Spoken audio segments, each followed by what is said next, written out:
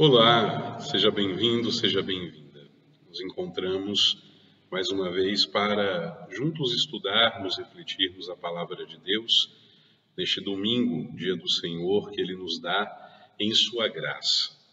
Antes de tudo, vamos rezar pedindo ao Senhor a sua luz, o seu divino Espírito, para que nós possamos estar bem atentos aos segredos do seu coração.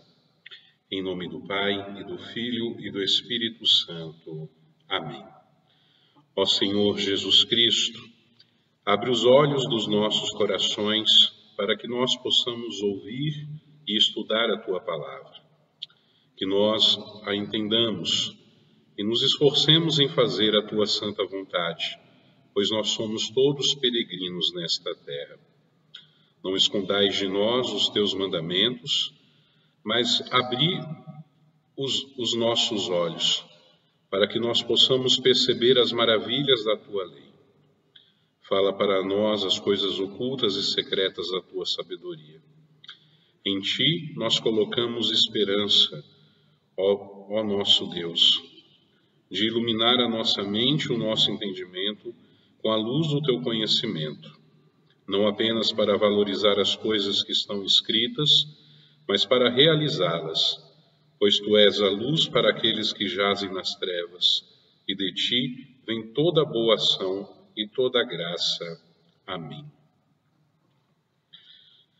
Nós estamos celebrando o 16º domingo do tempo comum, e a liturgia deste domingo, ela se apresenta a nós como um hino à misericórdia de Deus, e nos leva a refletir, neste atributo divino, misericórdia, que ao mesmo tempo é consolo de Deus para nós, nas nossas aflições, nas nossas tribulações, e também quando tudo está muito bem na nossa vida.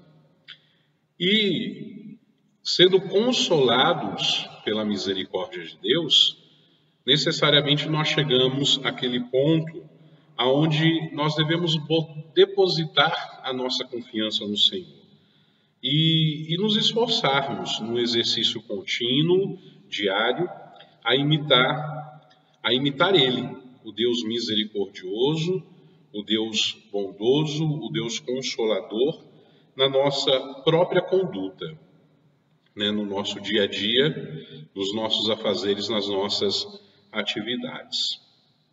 O argumento da misericórdia de Deus neste domingo, ele é introduzido pela primeira leitura, que traga a nós, pela liturgia, um trecho do livro da Sabedoria, capítulo 12, versículo 13, depois o versículo 16 ao versículo 19.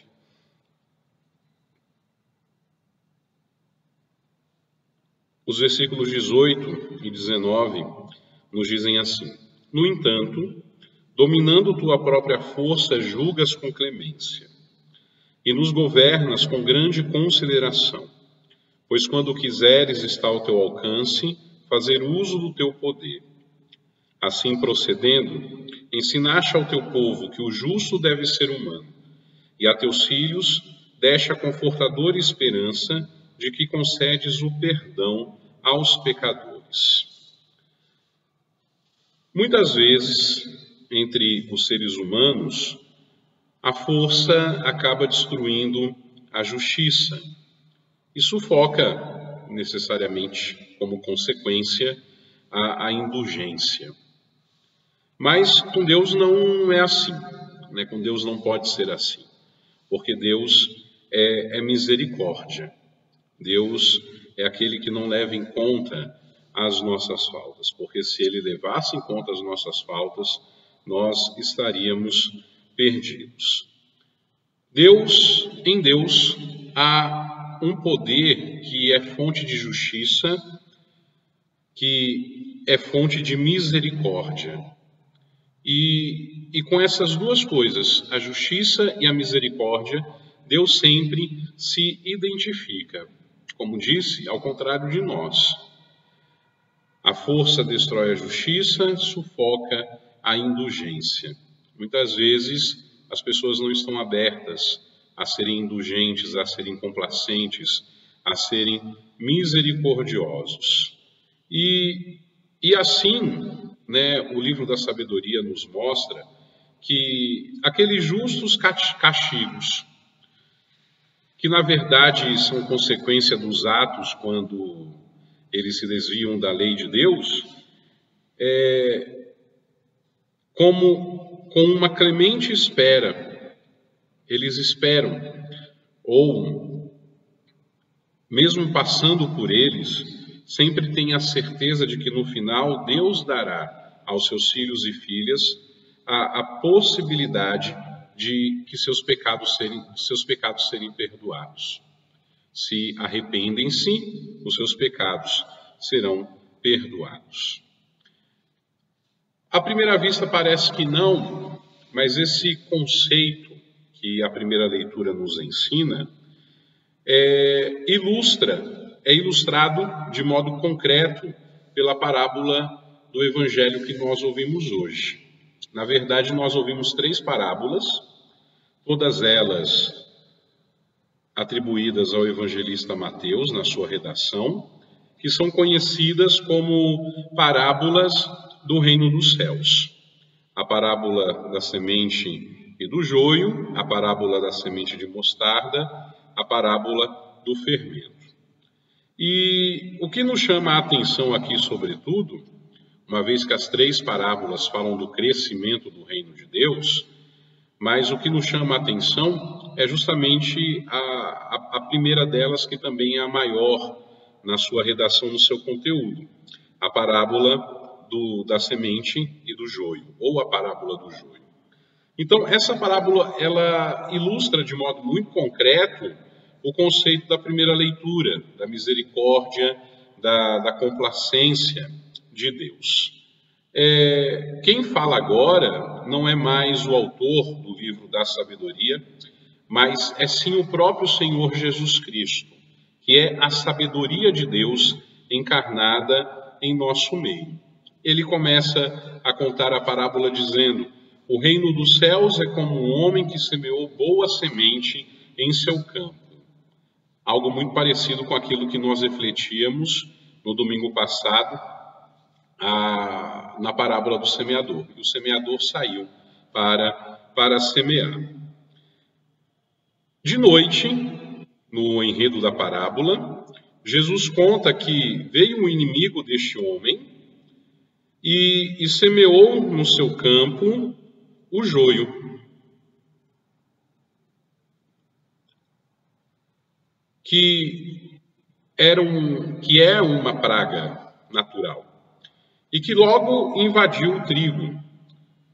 E quando os empregados do dono do campo percebem que o joio está crescendo junto com o trigo, e com medo de que o trigo o sufoque, propuseram ao patrão que o arrancasse o joio para que o trigo pudesse crescer confortavelmente. E o patrão o impede, dizendo, não, pode acontecer que arrancando o joio, vocês arranquem também o trigo. Deixe que cresçam um e outro, deixe que cresçam os dois até a colheita. Qualquer camponês, qualquer pessoa que tem experiência com agricultura, com plantação, não pensaria assim. Certamente preferiria arrancar a praga, correndo o risco até de arrancar algum trigo, de modo que aquela praga fosse eliminada por completo, de modo que o joio fosse eliminado por completo. Mas acontece que nosso Senhor Jesus Cristo, Ele não quer dar aqui uma lição de agricultura. Ele não quer dar aqui dicas, de como cultivar bem uma plantação de trigo. Mas sim mostrar para nós qual é a conduta de Deus diante dos bons e diante dos maus. E essa conduta de Deus nós entendemos que ela é misericordiosa, quando nós nos encontramos com a explicação da parábola, no mesmo evangelho que nós ouvimos hoje. Jesus diz: aquele que semeia a boa semente é o Filho do Homem, ou seja, é Ele mesmo. E nós já aprendemos semana passada que a semente é a palavra de Deus. O campo onde essa semente é semeada é o mundo. As boas sementes, aqui, nesta parábola, que podem ter o significado de ser a palavra de Deus semeada no campo do mundo, mas segundo a explicação de Jesus, significam também que são aqueles que pertencem ao reino. Enquanto o joio são aqueles que pertencem ao maligno. O inimigo que semeou o joio no campo é o diabo. A colheita é o fim dos tempos.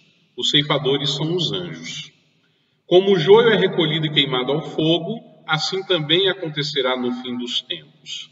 O Filho do Homem enviará os seus anjos, e eles retirarão do seu reino todos os que fazem outros pecar e os que praticam o mal, e depois os lançarão na fornalha de fogo. Ali haverá choro e ranger de dentes. Então os justos brilharão como o sol no reino de seu Pai. Quem tem ouvidos, ouça. Talvez alguém pense assim: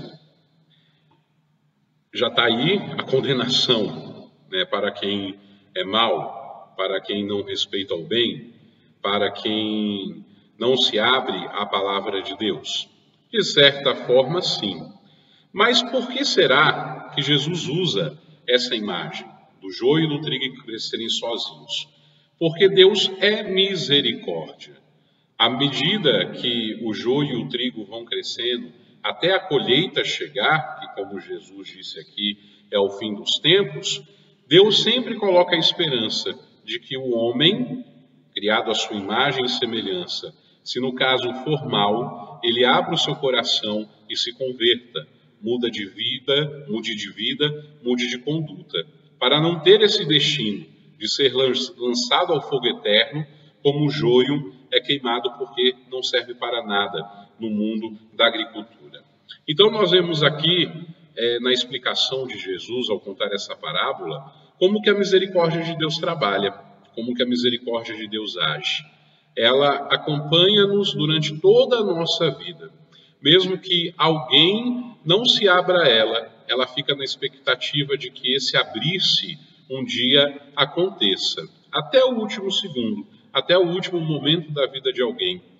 Se este alguém é considerado mal, se este alguém não abriu seu coração à graça de Deus, a misericórdia divina, que também é graça, espera que isso aconteça. Se acontecer até no último segundo da vida da pessoa, Deus não permitirá que ela seja cortada, que ela seja jogada ao fogo.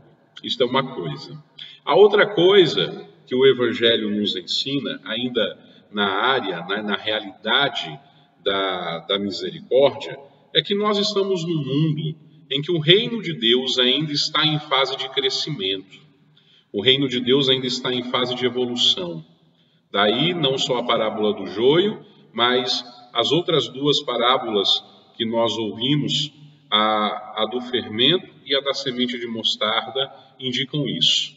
O crescimento do reino de Deus, a sua evolução. Por isso, ainda não existe uma nítida separação entre bons e maus. Essa separação entre bons e maus, definitiva, de modo definitivo, só vai acontecer quando o reino de Deus estiver plenamente construído entre nós. E justamente porque o reino de Deus está crescendo, o reino de Deus está evoluindo, e Deus não quer que essa separação aconteça ainda.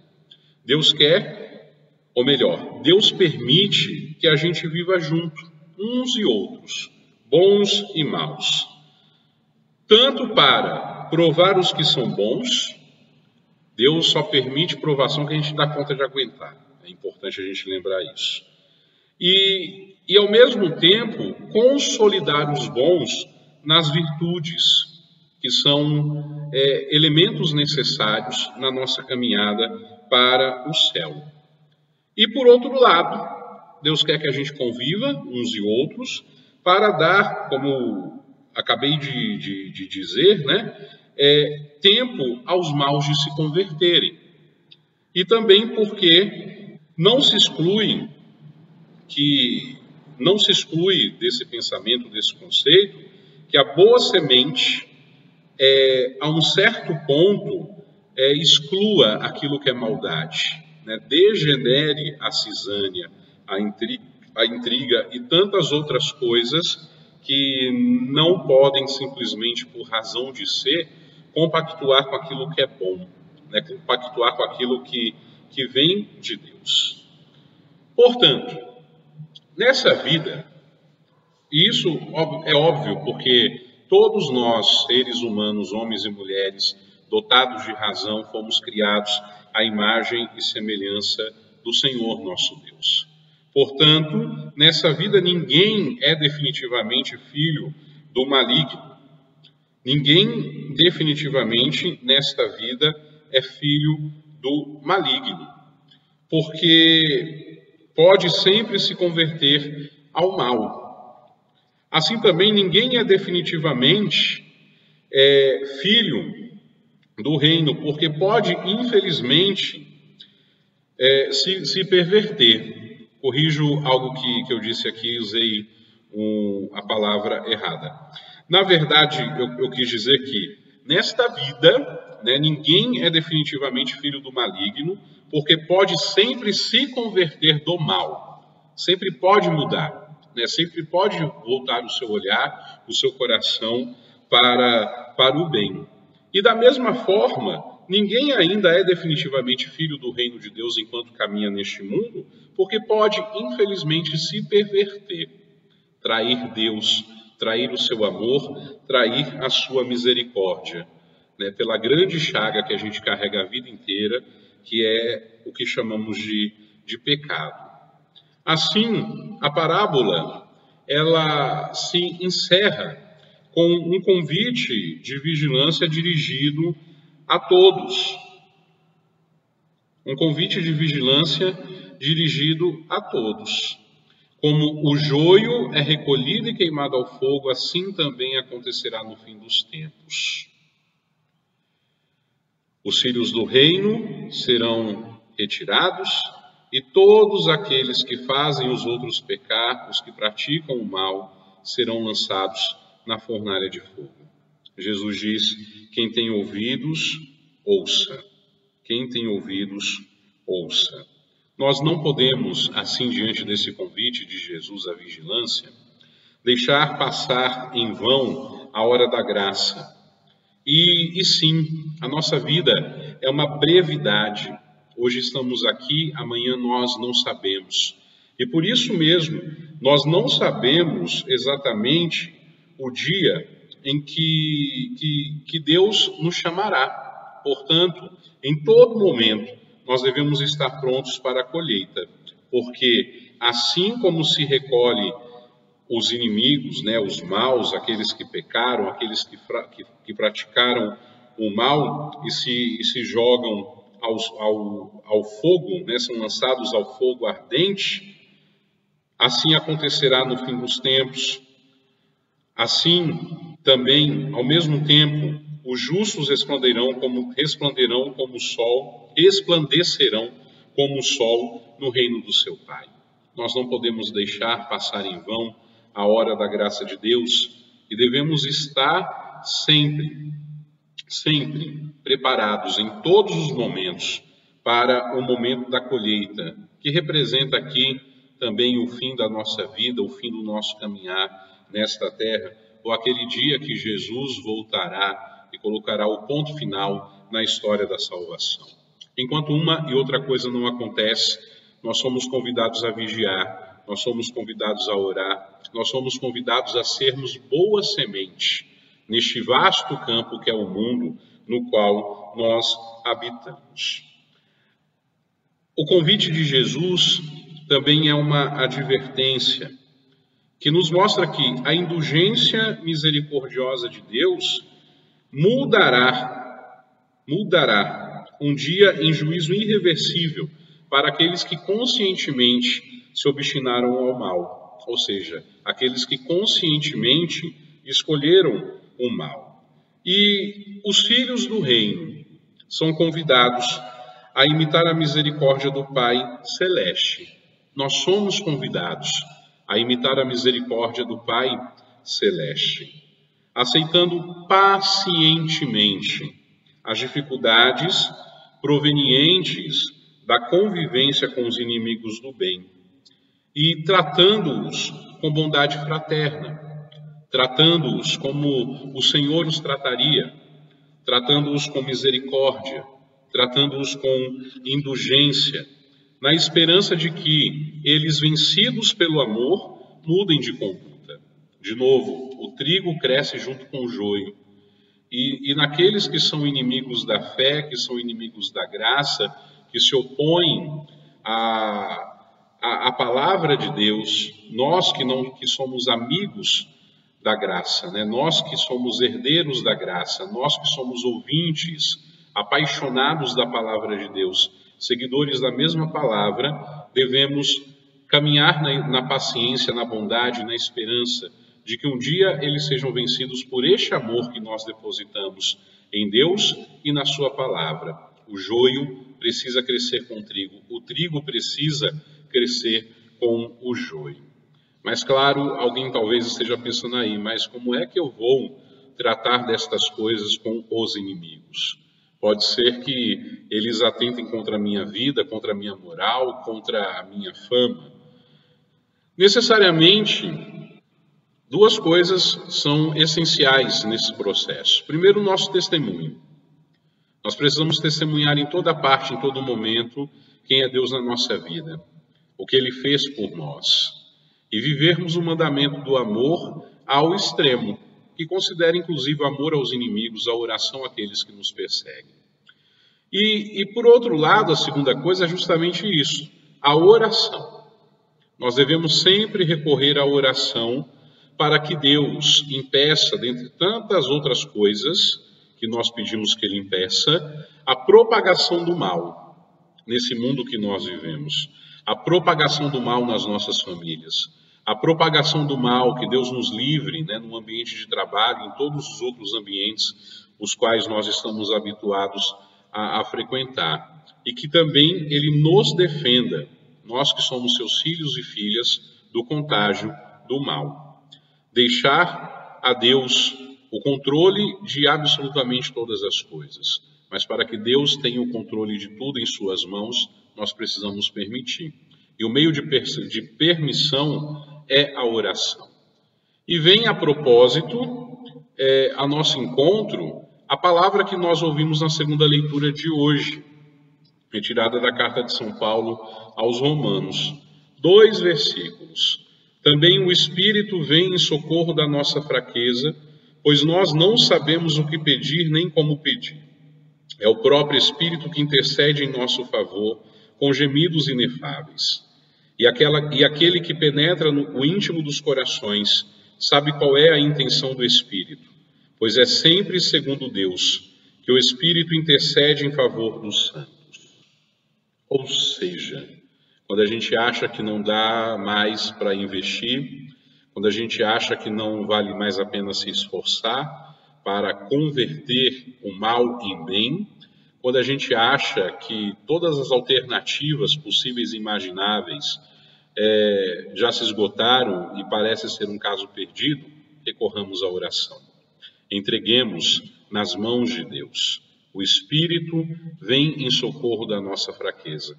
O Espírito intercede por nós e nos inspirará novos modos de nós colaborarmos com a modificação dessa realidade de bem, seja em alguém que nós amamos, estimamos e queremos ver mudar, seja na realidade do mundo na qual nós estamos inseridos, seja até dentro da comunidade cristã.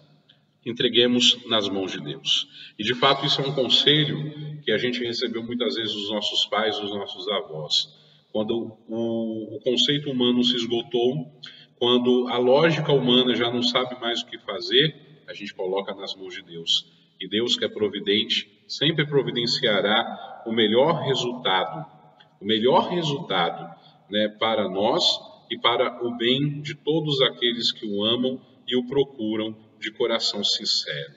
É pela oração sobretudo.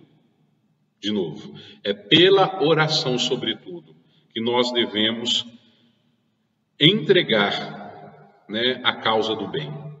que nós devemos nos entregar também à causa do bem. É por meio da oração.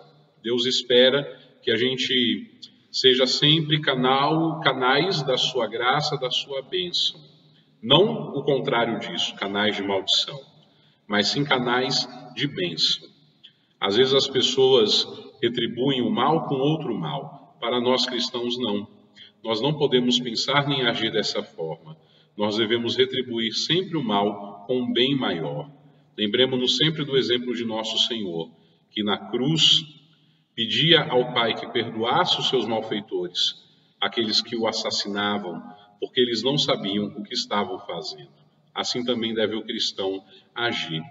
Sempre pedir a Deus discernimento na oração, para que nós possamos tratar todas as situações com amor. E na oração, nos esforçarmos, dando a Deus a nossa colaboração, pedindo a Ele que converta todo o mal deste mundo e nos faça arautos do bem, arautos da sua graça, seus instrumentos.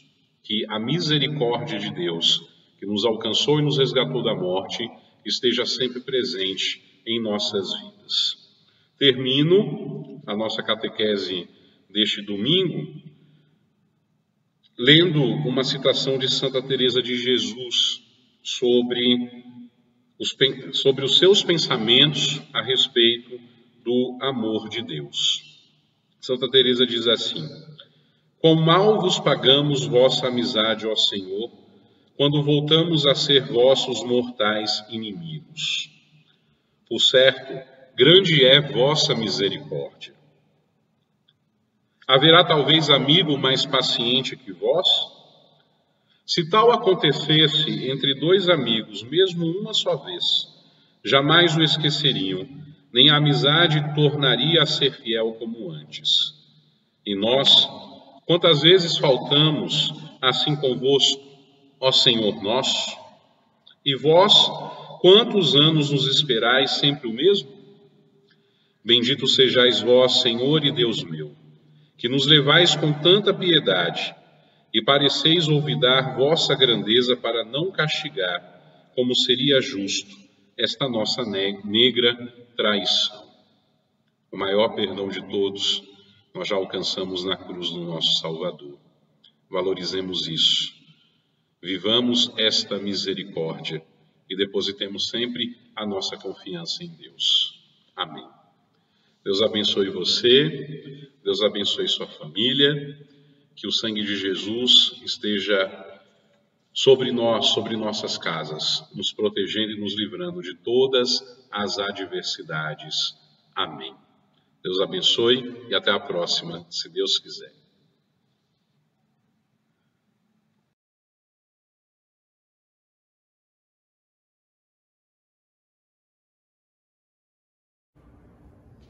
Olá, seja bem-vindo. Sou o Padre Rodolfo Marinho de Souza, um dos administradores deste canal de evangelização. Se você chegou aqui de alguma forma, por algum caminho, por alguma via da internet, gostou do nosso conteúdo, gostou daquilo que nós temos compartilhado a serviço do Evangelho, eu convido você a se inscrever no canal se ainda não é inscrito, a deixar o seu like e a compartilhar essa pequena, humilde, mas tenho certeza, preciosa ferramenta de evangelização nas mãos do Senhor. Porque o Evangelho não pode parar. Conto com você, Deus te abençoe.